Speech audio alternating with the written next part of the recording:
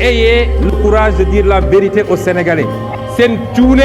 seen ñàkk bën ak seen ñàkk patriotisme ak dëng gi ngeen jiital ci seen gouvernance moo andi problème yi ci Sénégal et les Sénégalais vont souffrir parce que vous êtes. mën rek ñun ñëpp waxu politique lañ doon wax rek. politique la woon rek politique la woon rek. résoudre parti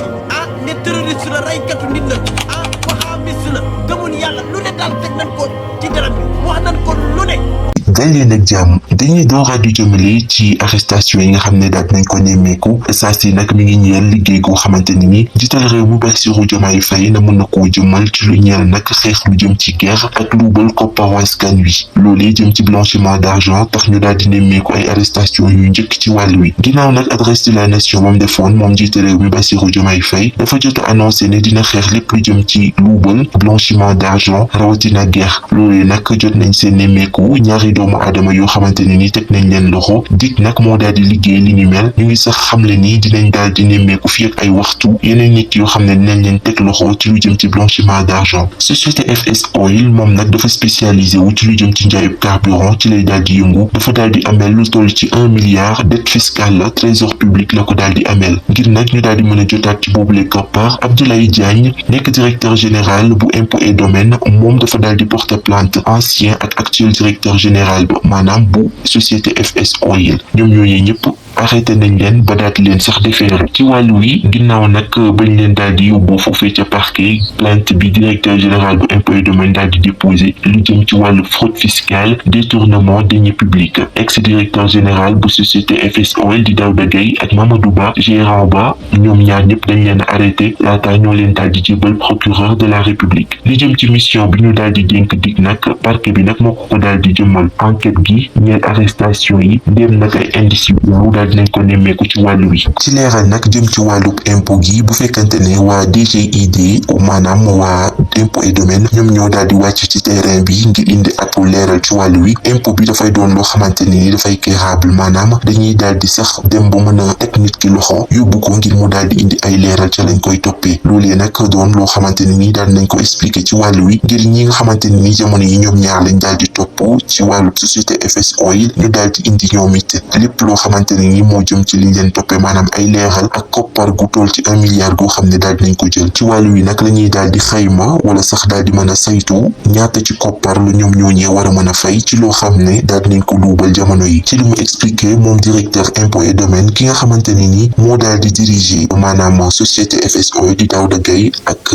Sékou Fofana ñoom nag ñoo jotoon a diriger boobule société jàpp nañ ni nag ñoom ñaar ñooñee libéré wuñ somme bu toll ci 412 millions 264 516 loolee nag dafay représenté lu ñu war a jëbbal impôt doon droit ak ay taxes yu ñu war a verser trésor public ci leeral yi nga xamante ne ni directeur impôt et domaine mu ngi koy indi ba tey ci wàllu wi moo di direction bi ñoom dañoo daal di am habitude di gérer seeni mbir ak ay contentieux ci masla maanaam à l'amiable loolee nag doon loo xamante ne ni tax na mbir yu bëri mënul daal di antu foofee wala mënta leer ndax jàpp nañ ni ñoom nañuy liggéeyee dafa ànd ak luubal mbir yoo xamante ne leerul te dëppoowul benn yoon ci liggéey yooyu nag dañ ci ànd ak ay nit yoo xamante ne ni jëmmal lu rafet luñ ko def seen liggéey dafa xaw a ñagas loolu tax nag ba saa si amuñu benn volonté ngir daal di fësal xaalis boo xamante ne ni war nañ koo fay te ñu leen koy réclamer loolu waral nag moom directeur impôt et domaine ci lu njëkk ci histoire au Sénégal mu daal di décider nag daal di indi ay poursuites judiciaires si wàllu wi ngir lépp loo xam ne amel nañ ko impôt et domaine ñu daal di ci taxaw temm bañ koy daal di mën a delloowaat ay impôt la ak ay taxes yoo xam ne trésor public lañ ko daal di amel ci beneen wàllu wa ñeel enquête gi ni mel ba tey kii di Pape Diouf lañ koy woowee nekk inspecteur des impôts et domaines moom ci jëm boppam daal dina confirmer kàddu yi directeur bu impôts et domaines daal di yëkkati ci wàllu wi ne nag Daouda Gueye ak Sékou Fofana ñoom dañoo daal di vider compte société bi ba mu jeex tàkk ci koppar goo xamante ne ni dañ koo luubal ci lu gën a graaw li ñu def nag bokk na ci di defar ay chèques yoo xamante ne ni duñ caa jël avis impôts et domaines ngir mën a setal boppam nag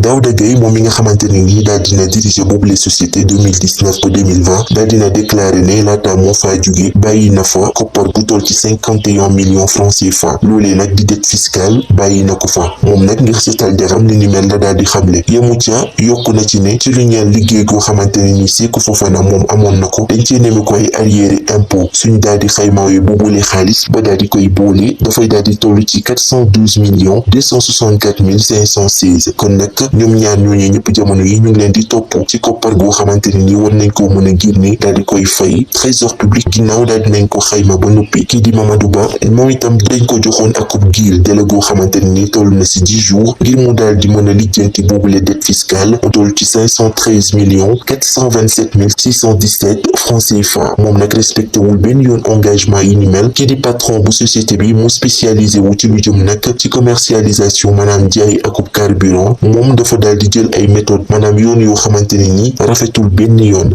moom nag la mu def moo di dëppoo ak ñi ko fa jiitu lañ doon def loolee di nag vide compte yu société ba maanaam lépp loo xamante ne ni moo ne ca compte ba ñu daal di koy génne ba mu set wicc ba noppi nag daal di émettre ay chèques sans provision loolee ñu waroon koo def ngir rek mu daal di jëmmoo ak liggéey gi nga xamante ne ni impôt et domaine moom lay liggéeyee jamono yi nag ngir génnee fi lépp loo xamante ni jëm na ci wàllu blanchiment d'argent ci mbiru impôt yi lii Daouda Gueye ak Mamadou Ba daan nañ leen arrêté ba noppi daal di leen déféré mu nekk première arrestation yi ñu nemmeeku fii ci mim réew jëm ci xeex guerre ak blanchiment d'argent xibaar yi di xam ne du yàgg dara ay waxtu wala sax ay fan dinañ nemmeeku yeneen arrestation ngir liggéey yi gën a mucc ayib waaye itam ñu daal di teg loxo képp koo xam ne luubal nga xaalisu askan wi wala sax mu doon xaalis moo xamante ne ni dañ ko war a jox trésor public jëm ci dette fiscale des ci wàllu lépp loo xam ne moo jëm ci xeex guerre njiital réew mi Bassirou Diomaye Faye daal dina tegal ci beneen initiative bu mucc ayib loolee nag da koo daal di jëmale rek ci OFNAC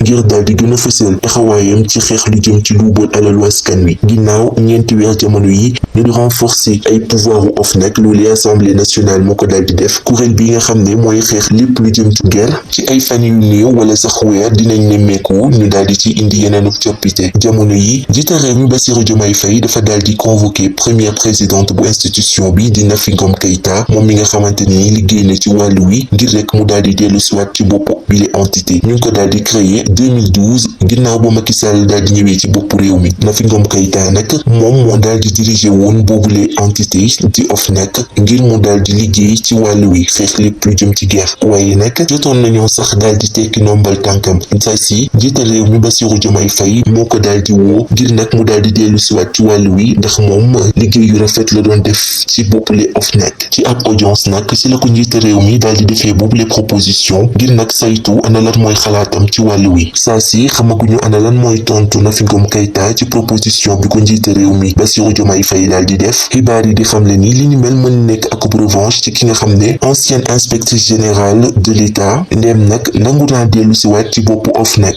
li waral nag jamono yi njiital réew mi Bassirou Diomaye Faye bëgg indi ay réforme maanaam ay coppite ci boppule OFNAC kenn xamagu ko waaye saa si moom lu gën a fës moo di rek dafa taxaw temm ngir daal di xeex lépp lu jëm ci wàllu guerre ak ay nit yoo xam ne wóolu na leen bu baax Nafi Ngom Keïta jotoon naa fësal boppam ci liggéey yu mucc ayib ñeel wàllu wi ba ci rapport yi nga xamante ne nii jot naa sax siiw ci mim réew ba épinglé ay autorités yu bëri loolee tax sax nag jamono yi nag ñu ngi cay xaarandi moom tontoom ci proposition bi nga xamante ne ni njiitu réew mi def na ko ngir mu daal di ñëwaat ci bopp OFNAC wuyal liggéey yu rafet yi nga xam ne yàgg na koo taxawal ci ay enquête yu mucc ayib yi mu daan def ñeel lu jëm ci luubal alalu askan wi mbokk yi. Ayez le courage de dire la vérité aux Sénégalais seen cuune seen ñàkk bën ak seen ñàkk patriotisme ak dëng gi ngeen jiital ci seen gouvernance moo andi problème yi ci Sénégal et les Sénégalais vont souffrir parce que vous êtes